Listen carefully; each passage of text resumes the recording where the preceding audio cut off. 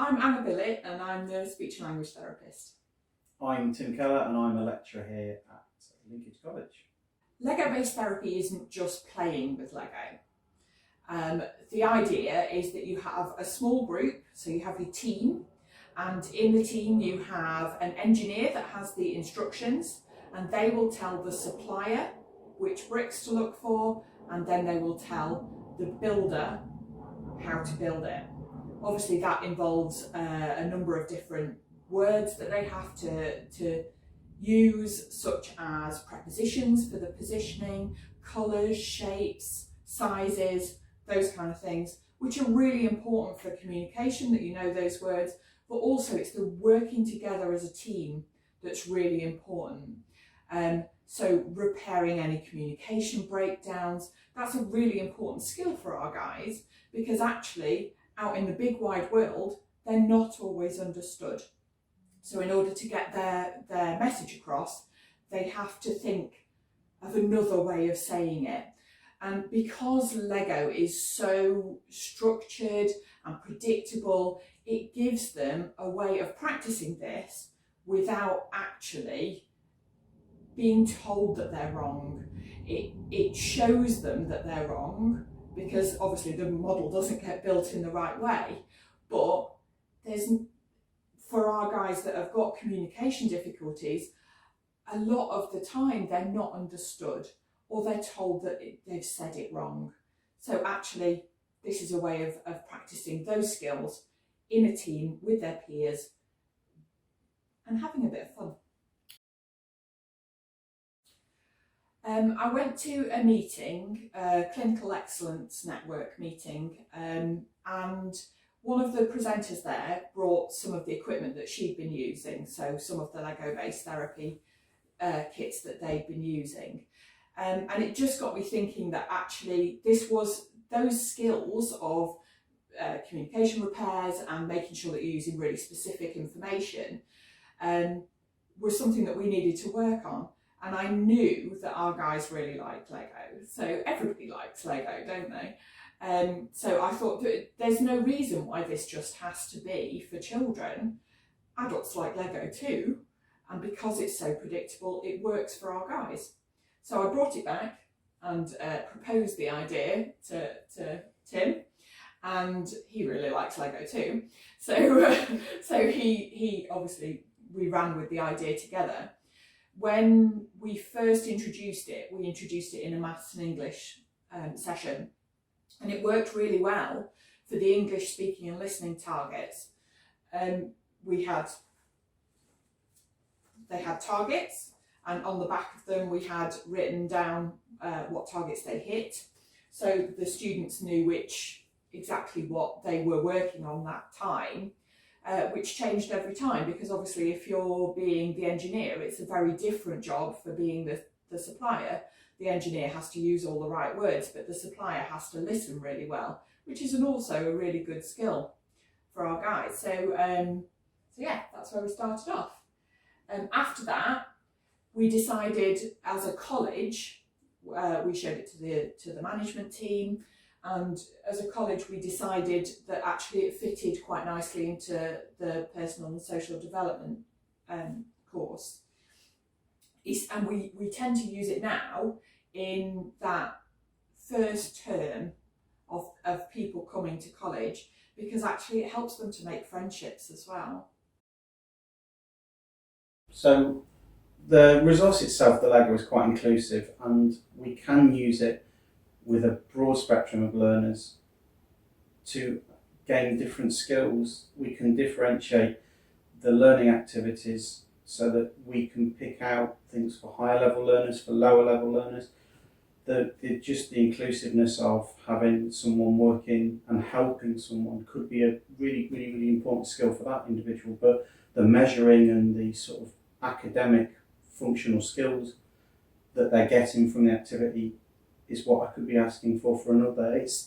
It's so versatile in what we can do with it, and being able to use it across all of the subjects that I deliver. It's really, really important that I've got a resource that I can use like that. Through using it in various sessions and in various situations, you can sort of see that it would lend itself to a qualification that requires you to ask questions, to speak clearly, and being able to sort of marry that up with the City and Guilds qualification targets was really useful as a lecturer, that a therapy-based sort of activity could give us those results, could give us those outcomes successfully just from observing the guys engaging in the activity or being able to sort of talk to a range of people, listen and respond to instructions, talk to their friends and speak clear. It's a way of being able to embed those in activities such as Lego-based therapy so that we can use them to meet the outcomes of learners. So we've used Lego-based therapy across a range of curriculum areas and in a range of learning situations to foster those communication techniques. We see communication as a valid skill within employment, within speaking and listening, English, within maths, being able to just express your feelings and ideas across to everybody is a really good thing within education and learning itself. We want everybody to be able to notice that we can express what we feel, how we want to express what we know, and in learning, telling people what you know or being able to express that is a really useful tool with regards to me as a lecturer who wants to know what people know. We take the concept of Lego-based therapy and try and use that to improve the skills of the learners and then transfer them skills over to the different areas. So, for example, in hospitality, you could then apply the roles of Lego-based therapy within that and to support them working together as a team and communicating more effectively within that kitchen area. Because what that's going to be is they can then work on them skills in a more practical environment. So instead of them doing it classroom based, we're trying to give the skills for learners to be able to transfer them over to independent living and employability as well. So we certainly teach the concept through PSD, but then drive it through the rest of the curriculum areas to try and improve that. We have some learners with emotional and behavioural issues. The learners that have behavioural issues, once they understand the concept of the Lego-based therapy, they begin to help other learners, work alongside other learners, improve their own teamwork skills. So we do use it in a peer supporting way so that they develop some leadership skills that can help if they're in sessions such as customer service or retail work project, so that they're building those skills ready to go out to work once they leave Linkage. The behaviours, because they're concentrating on what they're doing and mostly the learners enjoy it, then they will pick up the skills that we're trying to embed within them without particularly knowing the learning. So it's about learning new skills, not knowing that you're learning them, and it just becoming natural as part of your session. We had a young lady start just after the first lockdown. So actually, she hadn't been out for a little while. She has cerebral palsy and she finds it difficult to control any of her limbs. She communicates really effectively using eye gaze communication app, and she's really good at it. But obviously, one of the things that she was really worried about was COVID. So she was sort of staying back from her peer group. She had staff around her, and so actually making those relationships, which were really important to her, but making those relationships was a real challenge for her. So we use Lego-based therapy to create almost like a false situation where she needed to communicate effectively with someone. For her, it's going to be an amazing skill anyway, because she can do so little for herself. So she needs to be able to tell the people around her exactly what she wants them to do all the time. So she needs to use that specific language, and she needs to repair any communication breakdowns that occur.